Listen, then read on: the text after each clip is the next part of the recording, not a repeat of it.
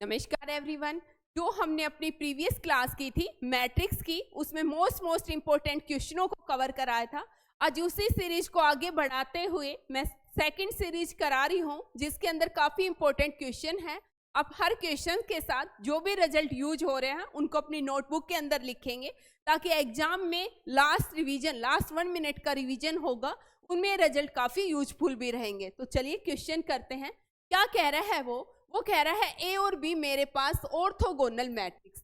सबसे पहली बात, जब भी कोई मैट्रिक्स ऑर्थोगोनल है, इसका मतलब ए इंटू ए ट्रांसपोज ले दो या ए ट्रांसपोज इंटू ए ले दो, हमेशा किसके इक्वल आएगा? आइडेंटिटी के इक्वल। इसी तरीके से बी इंटू बी का ट्रांसपोज ले दो या बी ट्रांसपोज इंटू बी ले दो, वो भी किसके इक्वल आएगा? आइडेंटिटी के। एक रिजल्ट तो मुझे ये पता चला। दूसरा रिजल्ट क्या होता है कि कोई भी मैट्रिक्स ए है, उसके डिटर्मिनेंट की वैल्यू या उसके जब ट्रांसपोज ले दे तो उसके डिटर्मिनेंट की वैल्यू हमेशा क्या रहती है? सेम रहती है। नेक्स्ट हमारा क्या रिजल्ट होता है कि जब भी कोई मैट्रिक्स ऑर्थोगोनल होती है तो उसका ट्रांसपोज और उसका इनवर्स हमेशा क्या होता है? इक्वल होता है। ये एक नया रिजल्ट है। तो देखो कितने रिजल्ट पता चले हमें? 3 नए रिजल्ट पता चले। अब हम अपने क्वेश्चन को प्रोसीड करते हैं। वो कह रहा है ए और बी ऑर्थोगोनल है। मैं पहला रिजल्ट उठा लेती हूँ, यहाँ पर कर देती हूँ। ए इंटू ए का ट्रांसपोज किसके इक्वल है? आइडेंटिटी के है। मैं बोथ साइड डिटर्मिनेंट ले लेती हूँ। ए इंटू ए का transpose equal to determinant of identity. समझ में आया? डिटर्मिनेंट की प्रॉपर्टी होती है determinant of A B, determinant of A determinant of B के इक्वल होता है। इसका मतलब ये डिटर्मिनेंट ऑफ ए का ट्रांसपोज और आइडेंटिटी मैट्रिक्स का जो डिटर्मिनेंट होता है उसकी वैल्यू क्या रहती है? 1 रहती है। अब एक बात ध्यान रखना कि मैंने अभी बताया था कि कोई मैट्रिक्स ए है, उसका डिटर्मिनेंट और उसके ट्रांसपोज का जो डिटर्मिनेंट है उसकी वैल्यू हमेशा सेम रहती है, इसलिए ये ए और ये भी ए बन जाएगा और ये 1 आ जाएगा। यहाँ से क्या बना, इसके बाद का पार्ट ये देख ले। यहाँ से बना determinant of A is equal to 1। That implies, क्या इम्प्लाई कर रहा है कि डिटर्मिनेंट ऑफ ए किसके इक्वल आएगा? +-1 के इक्वल। तो यहाँ से एक नया रिजल्ट ये भी पता चल गया कि कोई भी मैट्रिक्स ऑर्थोगोनल है तो उसके डिटर्मिनेंट ऑफ ए की वैल्यू +-1 होगी। ध्यान रखना +1 कब होता है ये भी नोट डाल के लिख लेना। When determinant of A equal to 1 +1, then क्या होता है? रोटेशन होता है, सिर्फ रोटेशन फॉलो करता है। और जब डिटर्मिनेंट ऑफ ए -1 होता है तो उस वक्त क्या होता है? मैट्रिक्स में रिफ्लेक्शन। ये बेसिक है, ये मैंने आपको बता दिया था जब बेसिक कराया उसके अंदर। रिफ्लेक्शन, ठीक है, ये रिफ्लेक्शन को फॉलो करता है। ध्यान रखना एग्जाम में आ सकता है, यूपी पीजीटी के अंदर आया हुआ क्वेश्चन है कि मैट्रिक्स रोटेशन को कब फॉलो करती है और मैट्रिक्स रिफ्लेक्शन को कब फॉलो करती है। ये तो थे आपके मोस्ट इंपॉर्टेंट रिजल्ट जो इसके प्रूफ में यूज होने हैं। अब हम अपने रिजल्ट पर चलते हैं। मैंने कहा कि डिटर्मिनेंट ऑफ ए, यहाँ से डिटर्मिनेंट ऑफ ए +-1 है और इसी तरीके से डिटर्मिनेंट ऑफ बी +-1 है, यही है। लेकिन वो क्या कह रहा है? वो कह रहा है कि determinant of A plus determinant of B equal to 0 है। ये कब पॉसिबल है? ये तभी पॉसिबल है यदि ए को मैं +1 ले लूं तो बी को मुझे -1 लेना पड़ेगा। यदि ए को -1 ले दूं तो बी को +1 लेना पड़ेगा, यही होगा। इसका मतलब मैं a प्लस बी का भी जब डिटर्मिनेंट निकालूंगी तो किसके इक्वल आएगा? भाई +1 -1 तभी तो 0 बनेगा। इसका मतलब determinant of a plus B किसके इक्वल आएगा? 0 के। दैट मीन्स क्या हो जाएगा कि a प्लस बी क्या हो जाएगी? सिंगुलर। किसी भी मैट्रिक्स के डिटर्मिनेंट की वैल्यू अगर 0 है तो मैट्रिक्स क्या कहलाती है?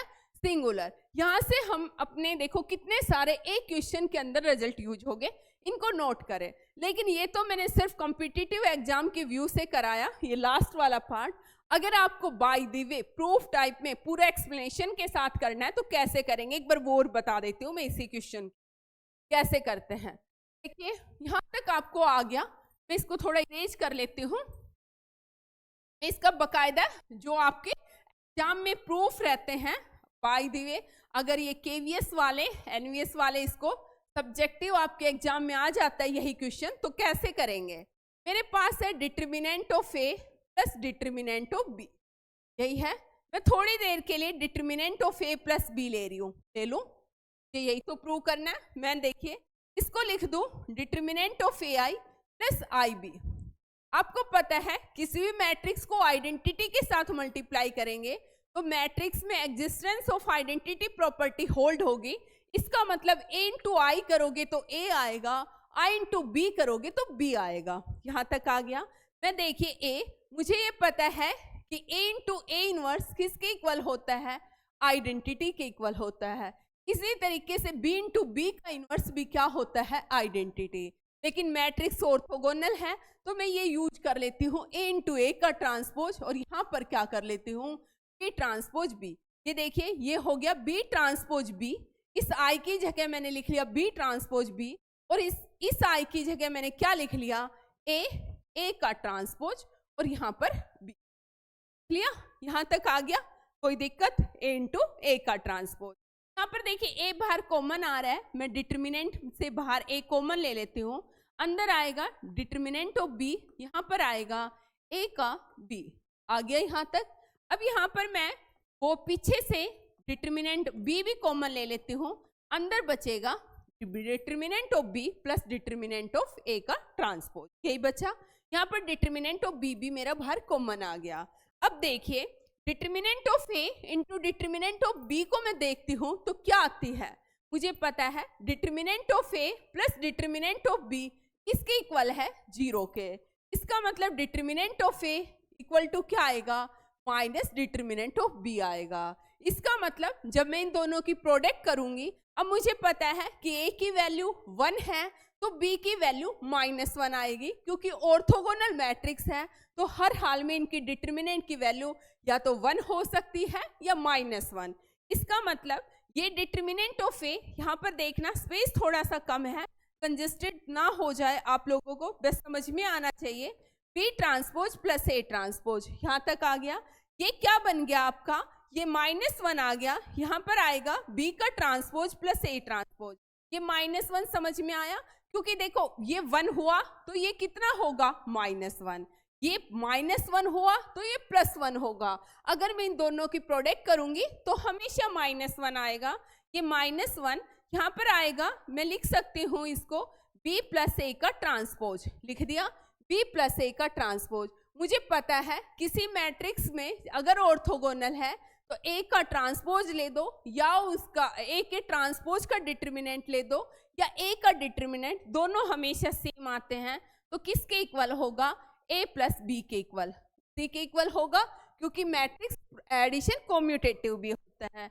ये किस थ्रू, कहाँ से क्या था, a प्लस b से, यहाँ से क्या आ गया, देखो ये इधर आएगा तो क्या चला जाएगा, two determinant of a plus b equal to 0, that means determinant of a plus b equal to 0, और यहाँ से मैट्रिक्स के आगे सिंगुलर। ये आप एनवीएस केवीएस वाले काफी इंपॉर्टेंट क्वेश्चन है, हो सकता है आपके एग्जाम के हिसाब से काफी इंपॉर्टेंट बन जाए, क्योंकि 3 से 4 बार मैंने देखा है टीजीटी और पीजीटी के एग्जाम में आ चुका है। तो एक बार इस क्वेश्चन को ध्यान से कर लेना, जहाँ समझना आए मुझे बता देना। नेक्स्ट क्वेश्चन, तो आप और जिनका एस्टेट का एग्जाम है वो अब इस रिजल्ट को याद रखेंगे कि जब भी ऐसा केस होता है तो मैट्रिक्स हमेशा क्या होती है, सिंगुलर होती है। हमारा फर्स्ट ऑप्शन क्या हो जाएगा, करेक्ट हो जाएगा। नेक्स्ट देखिए, नेक्स्ट क्वेश्चन क्या है, ए और बी आइडेम्पोटेंट मैट्रिक्स है, सेम ऑर्डर है, same order, then A B is idempotent matrix है इफ एंड ओनली इफ। तो क्या होगा, अगर ए और बी आइडेम्पोटेंट है, इसका मतलब A square equal to A होगा, B square equal to B होगा। यही होता है आइडेम्पोटेंट का मतलब। आपको ए बी बताना है कि आइडेम्पोटेंट कब होगा, इसका मतलब मैं ए बी का स्क्वायर निकाल के देख लेती हूँ, है ना। अगर ए बी का स्क्वायर ए बी के इक्वल हो गया तो उस वक्त आपकी मैट्रिक्स आइडेम्पोटेंट होगी। ए बी का स्क्वायर निकाला, इसका मतलब क्या हुआ, A B into A B, यही हुआ, A B into A B. ये क्या बनेगा, यहाँ से देखिए ए बी का मैंने जब स्क्वायर निकाला, सॉरी, अगर ये आइडेम्पोटेंट है तो ए बी का स्क्वायर किसके इक्वल होगा, ए बी के इक्वल होगा। ये मुझे प्रूव करना है। यहाँ पर देखिए ए बी का मैं स्क्वायर निकालती हूँ तो किसके इक्वल आता है, बी का स्क्वायर ए का स्क्वायर, यही आएगा, पीछे वाला पहले आ जाता है, बी स्क्वायर ए स्क्वायर। अब मुझे पता है बी स्क्वायर बी के इक्वल है, ए स्क्वायर ए के इक्वल है, बी ए। अगर ये आइडम्पोटेंट होगा तो उस वक्त क्या होना चाहिए, बी ए किसके इक्वल आना चाहिए, ए बी के। क्योंकि मैं अपनी तरफ से इसको ए बी नहीं लिख सकती, क्योंकि प्रोडक्ट कॉम्यूटेटिव नहीं होता, मैट्रिक्स एडिशन तो कॉम्यूटेटिव होता है।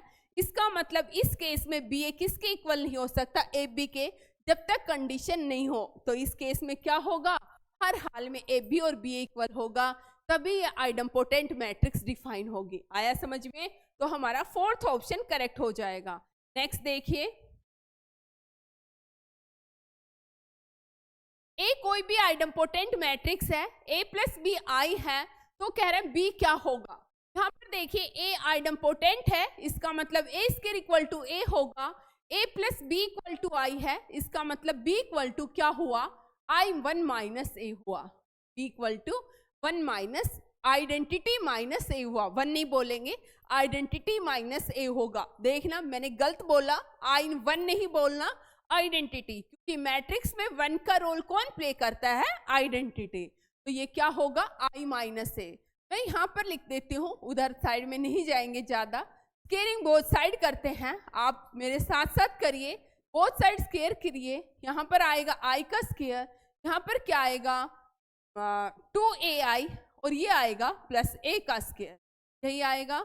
आपको पता है कि आई का स्केयर आइडेंटिटी होगा, माइनस 2a होगा, ए आइडम्पोटेंट है तो ए स्केयर की जगह ए लिखूंगी, क्या बन जाएगा यहाँ पर आई माइनस ए, और आई माइनस ए भी मैंने देखा किसके इक्वल था, ये बी के equal, that means B square किसके इक्वल आ गया, बी के इक्वल आ गया। इसका मतलब बी भी क्या होगा, बी क्या होगा, आइडम्पोटेंट। ये ऑप्शन गलत है, क्योंकि बी स्केयर तो वो पूछ रहा था बी क्या होगा, मैंने ऑप्शंस किसी और के उठा के रख दिए, तो बी क्या होगा, हाँ सही है, बी क्या होगा, एन आइडम्पोटेंट मैट्रिक्स। समझ में आया, सेकंड ऑप्शन सही है। नेक्स्ट देखिए, diagonal element of A skew hermitian matrix और, तो ध्यान रखना जो डायगोनल मैट्रिक्स होते हैं स्क्यू हार्मिशियन मैट्रिक्स, क्या होती है स्क्यू हार्मिशियन मैट्रिक्स, कि अगर किसी मैट्रिक्स में ए थीटा किसके इक्वल आ जाए, माइनस ए के इक्वल आ जाए। ये वाला मैंने कंसेप्ट कराया नहीं, मैं अभी करा दूंगी, जो नेक्स्ट में कराऊंगी, कि हार्मिशियन और स्क्यू हार्मिशियन मैट्रिक्स कौन सी होती है। यहाँ पर थोड़ा सा आपको बता रही हूँ, जिस मैट्रिक्स में ए थीटा, जैसे स्क्यू मैट्रिक्स सिमेट्रिक मैट्रिक्स होती है, कौन सी होती है कि ए का ट्रांसपोज माइनस ए के इक्वल होता है। उसी तरीके से आपके कॉम्प्लेक्स नंबर के केस में मैट्रिक्स डिफाइन होती है हार्मिशियन और स्क्यू हार्मिशियन। जैसे रियल नंबर के केस में सिमेट्रिक, स्क्यू सिमेट्रिक डिफाइन होती है, ऐसे कॉम्प्लेक्स नंबर के केस में हार्मिशियन और स्क्यू हार्मिशियन मैट्रिक्स डिफाइन होती है, जो क्या कहती है कि ए थीटा आपका किसके इक्वल होता है, माइनस ए का। ए थीटा का मतलब होता है ए का कॉन्जुगेट लो और फिर उसका ट्रांसपोज लो। कॉन्जुगेट का मतलब क्या होता है कि जो भी आयोटा वाला पार्ट है, जैसे ए प्लस आयोटा बी है, तो इसका आप ट्रांसपोज लोगे तो क्या आ जाएगा, ए माइनस आयोटा बी, और फिर इसका क्या लेना है, ट्रांसपोज। ठीक है, तो वो क्या कह रहा है कि diagonal element of A skew hermitian matrix क्या होगा। तो ध्यान रखना, इमेजिनरी नंबर होंगे या फिर जीरो होंगे। इसका प्रूफ मैं नेक्स्ट क्लास के अंदर आपको करा दूंगी, ठीक है, क्योंकि अभी कराऊंगी तो मे भी आपको समझ में नहीं आएगा, आप पजल हो जाएंगे। मैंने आपको रिजल्ट बता दिया। नेक्स्ट देखिए, वो क्या कह रहा है, वो कह रहा है ए मेरे पास कोई भी मैट्रिक्स है, थोड़ा इधर ज्यादा हो गया, मैं लिख देती हूँ। ए कोई भी मेरे पास मैट्रिक्स है, 3, 2 है और 0 और 1 है, ये कोई भी मैट्रिक्स है। वो कह रहा है ए इनवर्स का क्यूब बताना है। देखिए ए इनवर्स का मतलब क्या होता है, आप मुझे बताएंगे। ए इनवर्स का मतलब होता है 1 by determinant of A into adjoint of A. यही होता है जब मैट्रिक्स 2 बाय 2 की हो। यहाँ पर सबसे पहले मैं डिटर्मिनेंट ऑफ ए निकाल लेती हूँ, क्या होगा 3, देखो 3 1 जा 3 माइनस 0 कितना हुआ, 3 हुआ, हो गया। अब एडजॉइंट ऑफ ए निकालते हैं, तो मैट्रिक्स 2 बाय 2 की है, तो इसका एडजॉइंट ऑफ ए क्या हो जाएगा, आपको कुछ नहीं करना, सिर्फ जो डायगोनल एलिमेंट्स हैं उनको इंटरचेंज कर देना है। इंटरचेंज का मतलब 3 की जगह 1 आ जाएगा, 1 की जगह 3, और जो एंटी डायगोनल एलिमेंट है, ये एंटी डायगोनल एलिमेंट कहलाएंगे 2 और 0, इनके साइन अपोजिट हो जाएंगे, प्लस है माइनस हो जाएगा, माइनस है तो प्लस हो जाएगा, ये -2 हो जाएगा, ये 0 हो जाएगा, ये निकल गया। इसका मतलब मेरा A इनवर्स क्या निकला यहाँ से, 1/3 और 1 -2 0 3, ये मेरा A इनवर्स निकला। मुझे क्या निकालना है, A इनवर्स का क्यूब। अब आपके पास ऑप्शन है कि 1/³ निकालोगे तो 1/27 ऑप्शन के अंदर आना चाहिए सबसे पहले। अब मैं देखती हूँ कि हर ऑप्शन में 1/27 सामने पड़ा है, तो इसका मतलब इस लॉजिक से तो नहीं कर सकती, मुझे आगे क्वेश्चन को करना पड़ेगा। यहाँ पर देखिए A इनवर्स 1, पहले मैं स्क्वायर निकालती हूँ। जब मैं स्क्वायर निकालती हूँ तो ये 1/9 हो जाएगा, ये 1 -2 0 3 आएगा, इसका मैं निकालूंगी तो ये क्या आएगा 1/9, फर्स्ट रो फर्स्ट कॉलम 1 आएगा, फर्स्ट रो सेकंड कॉलम -2 -6 आएगा। अब सेकंड रो फर्स्ट कॉलम 0 बनेगा, सेकंड रो सेकंड कॉलम 9 बनेगा, यही बना। अब इसके बाद मैं A इनवर्स का क्यूब निकाल देती हूँ, यहीं से ही मैं सीधा ये बन जाएगा मेरा -8, मैं सीधा यहाँ पर ही मल्टीप्लाई कर रही हूँ, 3 2, मेरे पास स्पेस कम है, आप लोग अच्छे से कर लेना। जब मैं इसको करूंगी तो ये 1/27 बन जाएगा, क्योंकि 1/3 यहाँ से भी आएगा, और ये मेरा बनेगा फर्स्ट रो फर्स्ट कॉलम। देखिए फर्स्ट रो फर्स्ट कॉलम आपका 3 बनेगा, sorry first row first column मैंने गलत तो नहीं लिख दिया, हाँ मैंने यहाँ पर क्या लिखना था 1 -2 और ये था 0 और 3, फर्स्ट रो फर्स्ट कॉलम 1, आगे बना मेरा फर्स्ट रो सेकंड कॉलम आपका बनेगा -2 -24, यहीं से आपको आंसर आ जाएगा। Second row second first column 0, second row second column 0 27, ठीक है, 9 3 जा 27। तो आपका देखेंगे फर्स्ट ऑप्शन करेक्ट आ रहा है, 1/27, 1 -26 0 और 27। समझ में आया? तो आप इस तरीके से क्वेश्चनों को प्रोसीड कर सकते हैं। ध्यान रखना कि 2/2 की मैट्रिक्स है तो एडजॉइंट ऑफ ए हम को फैक्टर वगैरह निकाल के मत करना, डायरेक्ट कर लेना कि डायगोनल एलिमेंट इंटरचेंज हो जाएंगे, एंटी डायगोनल एलिमेंट पर साइन क्या हो जाएगा आपका चेंज हो जाएगा। समझ में आया? तो देखना है क्वेश्चनों को कब आपको कंप्लीटली सोल्व करना है। नेक्स्ट क्वेश्चन देखिए क्या कह रहा है, वो कह रहा है ए और बी स्क्वायर मैट्रिक्स है, ऑर्डर 3 है, सच दैट डिटर्मिनेंट ऑफ ए -1 है, डिटर्मिनेंट ऑफ बी 3 है, तो डिटर्मिनेंट ऑफ 3ab क्या होगा। आज एक्चुअली होली थी तो मैं पूरे दिन से बहुत ज़्यादा होली सेलिब्रेशन था मेरे कॉलेज में, मैं सुबह से खेल रही हूँ, मेरे फेस पे फ्रेंड्स ने बहुत ज़्यादा अप्लाई कर दिया, तो ये मत सोचना मेरे फेस पे क्या हो रखा है, बहुत सारा कलर लगा रखा है, ठीक है, आप ध्यान देना। मैंने सोचा कि 2 दिन हो गए एक वीडियो डाल देती हूँ, कहीं आप वेट कर रहे हो। ए और बी स्क्वायर मैट्रिक्स है, ऑर्डर 3 है, डिटर्मिनेंट ऑफ ए दे रखा है, बी दे रखा है, डिटर्मिनेंट ऑफ 3ab निकालना है। देखिए डिटर्मिनेंट ऑफ 3ab क्या निकलेगा, एक बात मैं बताती हूँ, जब भी कोई कांस्टेंट होता है किसी मैट्रिक्स के साथ मल्टीप्लाई, तो डिटर्मिनेंट की प्रॉपर्टी कहती है कि वो कांस्टेंट क्या होता है k की पावर n, n का मतलब होता है कितने बाय कितने ऑर्डर की वो मैट्रिक्स है इनटू डिटर्मिनेंट ऑफ a। तो ये क्या आ जाएगा, ये आ जाएगा 3 की पावर कितने बाय कितने की है, 3/3 की है, 3 की power 3 into determinant of A B, यही आएगा।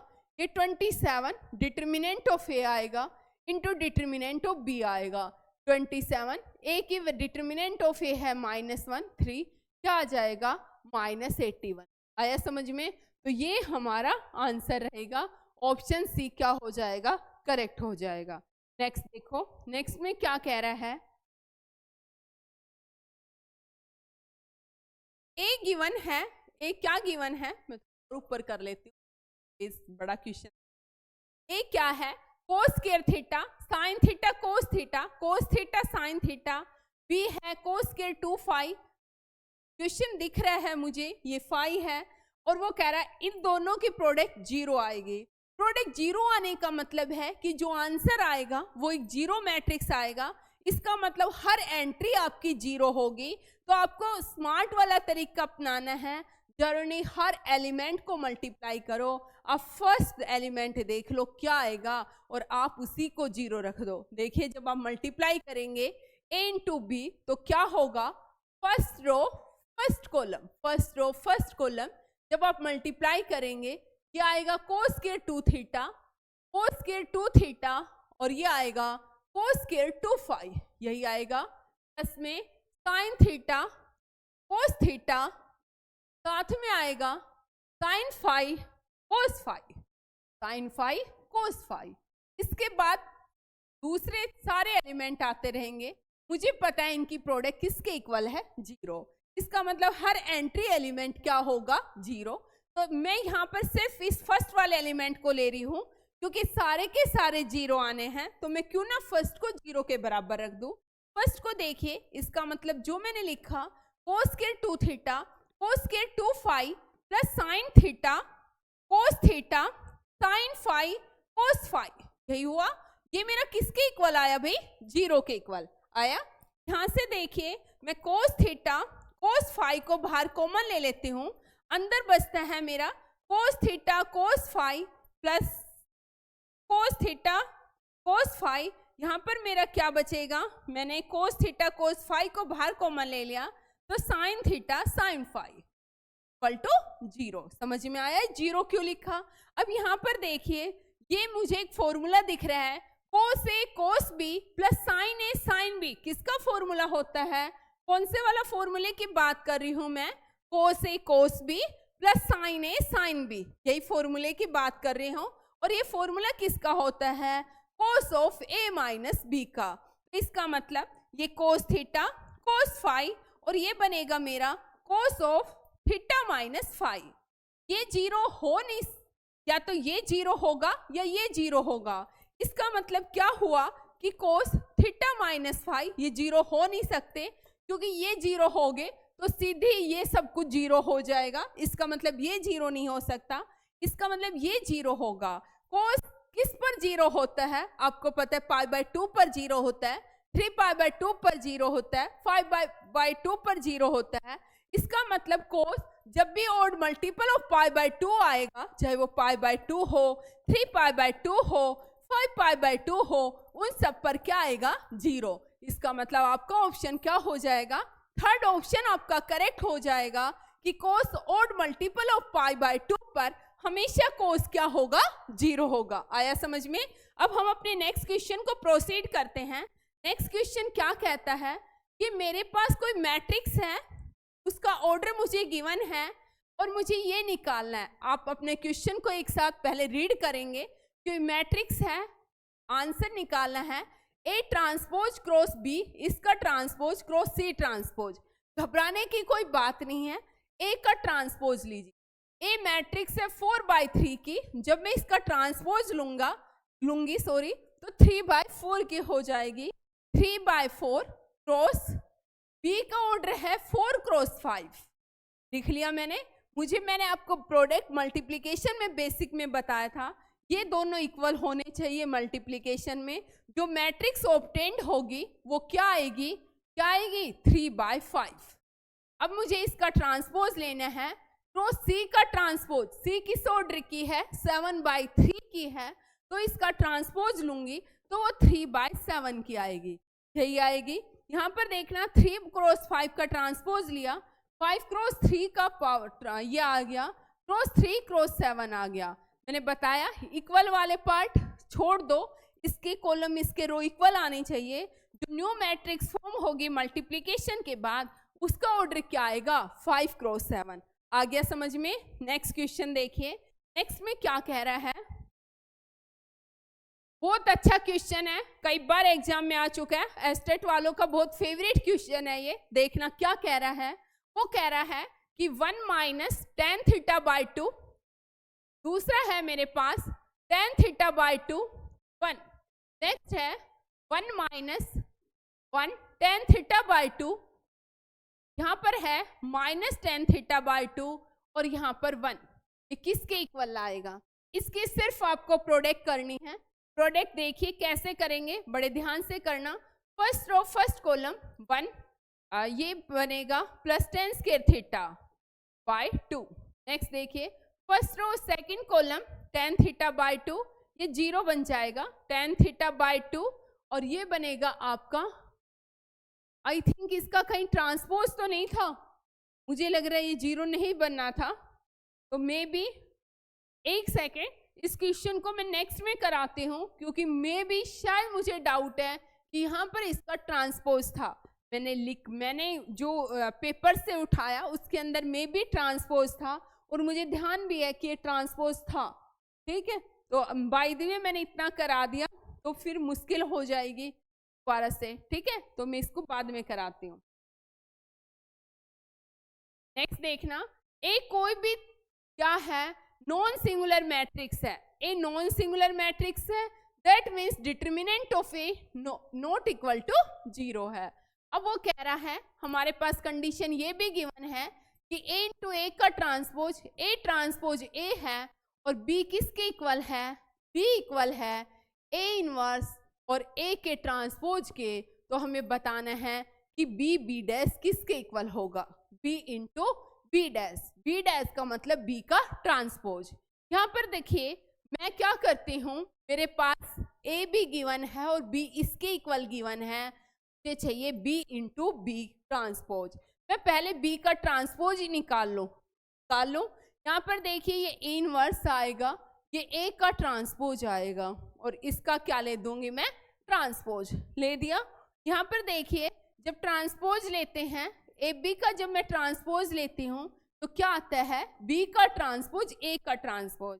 इसका मतलब ए के ट्रांसपोज का ट्रांसपोज ये ए इनवर्स का ट्रांसपोज हो जाएगा। किसी भी मैट्रिक्स के ट्रांसपोज का ट्रांसपोज वो मैट्रिक्स ये होती है, ए आएगा, इसको मैं लिख दूं ए का ट्रांसपोज और इसका इनवर्स।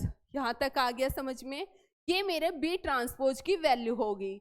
अब मुझे क्या चाहिए, मुझे चाहिए बी इंटू बी का ट्रांसपोज, बी इंटू बी का ट्रांसपोज। मैं बी की वैल्यू लिख लेती हूँ ए इनवर्स, ए का ट्रांसपोज इंटू ए का ट्रांसपोज और इसकी इनवर्स लिख लिया। मुझे पता है ए इंटू ए का ट्रांसपोज ए इक्वल है, इसका मतलब ए इनवर्स, यहाँ पर क्या लिख लूँ, ए इंटू ए का ट्रांसपोज और ये ए ट्रांसपोज का इनवर्स लिख लिया। ये देखिए ए इनवर्स इंटू ए हमेशा आइडेंटिटी के इक्वल आता है, इसी तरीके से ए ट्रांसपोज और ए ट्रांसपोज का इनवर्स ये भी क्या आएगा, आइडेंटिटी आएगा।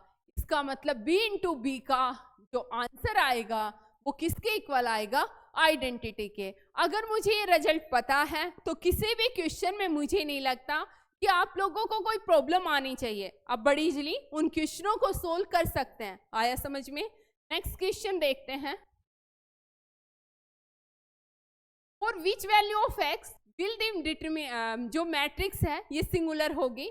आपको मैंने बताया कोई भी मैट्रिक्स सिंगुलर तभी होती है यदि मैं उसके डिटरमिनेंट की वैल्यू निकालूं और वो 0 के इक्वल आए, तो इसका मतलब आपको डिटरमिनेंट ऑफ ए निकालना है। क्या आएगा देखिए 8 8x 0 4 0 2 और ये है 12 6 0।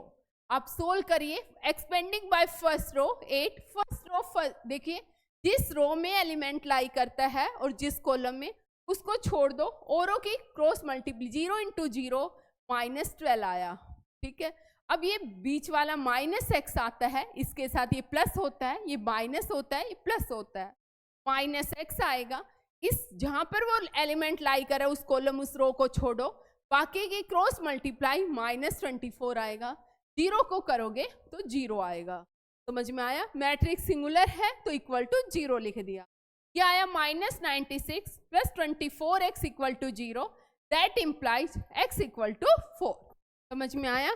तो आपका आंसर क्या रहेगा, x = 4। नेक्स्ट क्वेश्चन देखिए, नेक्स्ट में क्या कह रहा है वो कह रहा है कि A मेरे पास कोई भी मैट्रिक्स है, A मेरी कोई भी मैट्रिक्स है, तो एडजॉइंट ऑफ A के डिटरमिनेंट की वैल्यू क्या आएगी। ध्यान रखना जो एडजॉइंट ऑफ A है उसका जो डिटरमिनेंट की वैल्यू होती है वो डिटरमिनेंट ऑफ A n-1 के इक्वल आती है। n का मतलब होता है कि वो मैट्रिक्स कितने बाय कितने की है। यहाँ पर देखिए मुझे दिख रहा है कि एक डायगोनल मैट्रिक्स है। जो डायगोनल मैट्रिक्स होती है उसके डिटर्मिनेंट की वैल्यू क्या होती है? डिटर्मिनेंट ऑफ ए होता है ए की क्यूब। क्या होता है? ए की क्यूब। समझ में आया? तो दैट्स वाई जो एडजॉइंट ऑफ ए है इसकी वैल्यू क्या हो जाएगी? ए क्यूब का स्क्वायर। ए क्यूब का स्क्वायर। और ये किसके इक्वल आ जाएगा? ए 6 के इक्वल। किसके इक्वल आ जाएगा? ए 6 के इक्वल। ठीक है, नेक्स्ट क्वेश्चन चलिए। नेक्स्ट में क्या कह रहा है? क्यू सिमेट्रिक डिटर्मिनेंट है, ओड ऑर्डर का है, तो इसकी वैल्यू क्या आएगी? एक बात बताती हूँ, कोई भी मैट्रिक्स क्यू सिमेट्रिक तभी कहलाती है जब मैं उसके मैट्रिक्स का ट्रांसपोज लूं और किसके इक्वल आ जाए? -a के। ये बात तो सबको पता है। यहाँ से मैं बोथ साइड डिटर्मिनेंट ले लेती हूँ। ये -a का डिटर्मिनेंट। अब एक बात देखना, यदि मैं डिटर्मिनेंट ऑफ के ए लेती हूँ तो आपको बताया था मैंने k की पावर n और डिटर्मिनेंट ऑफ ए कांस्टेंट। यहाँ पर a के साथ माइनस है तो इसका मतलब -1 की पावर n बाहर आएगा। कहने का मतलब है यहाँ पर k क्या है? -1 k और यहाँ पर डिटर्मिनेंट ऑफ ए। अब देखना, यदि n ओड होता है तो क्या होगा? If n is odd. ठीक है, इससे पहले आपको एक बात पहले भी बताई स्टार्टिंग के क्वेश्चन में, ए मैट्रिक्स ले लो, उसके डिटर्मिनेंट की वैल्यू या उसके ट्रांसपोज की वैल्यू हमेशा सेम रहती है, तो किसके इक्वल आ जाएगा? ए के इक्वल। यदि n ओड है तो डिटर्मिनेंट ऑफ ए -1 की पावर 1 लोगे -1 आएगा, -1 की पावर 3 लोगे -1 आएगा, तो माइनस यहाँ से 2 into determinant of A equal to 0 आएगा। 2 0 नहीं हो सकता तो डिटर्मिनेंट ऑफ ए 0 होगा, क्योंकि 2 तो 0 हो नहीं सकता। इसका मतलब जो भी स्क्यू सिमेट्रिक मैट्रिक्स होगी ओड ऑर्डर की होगी, उसके डिटर्मिनेंट की वैल्यू हमेशा क्या आएगी? 0। आज के लिए इतना ही। नेक्स्ट अब हम पहले डिटर्मिनेंट करेंगे, उससे बेस्ड क्वेश्चंस करेंगे। 1 से 2 क्वेश्चन जो आज के रह गए वो मैं नेक्स्ट सीरीज जब डिटर्मिनेंट की कराऊंगी उसके अंदर अपने क्वेश्चनों को ऐड करूंगी। धन्यवाद।